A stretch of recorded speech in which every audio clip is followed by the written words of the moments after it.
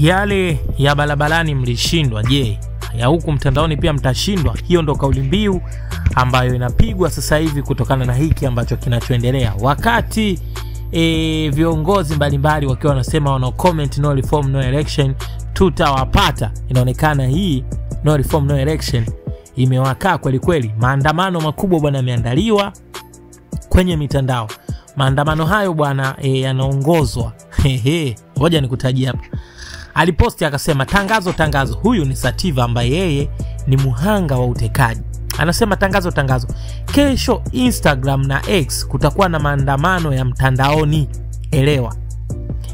Wakili msomi Tito Magoti ataongoza watu wa X. Mimi Sativa nitaongoza ndugu wa Instagram.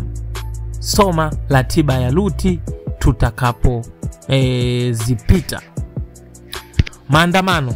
Lut ya kwanza kwenda mahakama ya Tanzania, Lut ya pili kuelekea bunge la Tanzania, Lut ya tatu kuelekea ikulu ya Tanzania. Tutatumia saa nzima kwa kila Lut.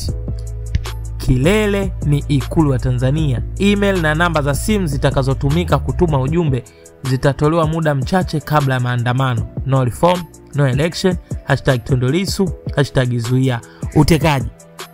Huyu ni Sativa. Kwa hiyo Chadema wametangaza maandamano makubwa kweli kweli. Na tunaweza tukasema Chadema kwa sababu Sativa ni Chadema.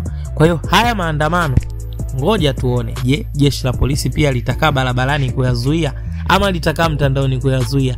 Yaani maandamano haya tunaita maandamano ya mtandaoni kwa sababu huko ndiko ambako watu wataenda kuandamana. Kama haujui nguvu ya mitandao ya kijamii, guys, usikose hayo maandamano kesho kuanzia saa 5 asubuhi. Maandamano hayo yanaanza. Kama haujui nguvu ya mitandao ya kijamii, subiria kesho.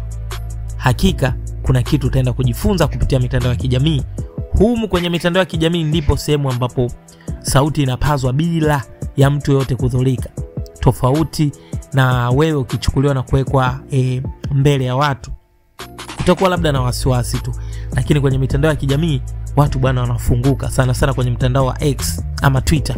Ndio maana wakaona serikali imeufungia mtandao huo. Si kwa sababu eti kule kuna video chafu, no. Kwa sababu kule kuna watu ambao wanaweza kukosoa direct na watu wanamsema mtu yoyote, watu wanamdm mpaka rais. Guys. Hebu tuone hiyo nguvu ya mitandao hapo kesho. Naamini kuna kitu kikubwa sana siku ya kesho kitaenda kuchafuka.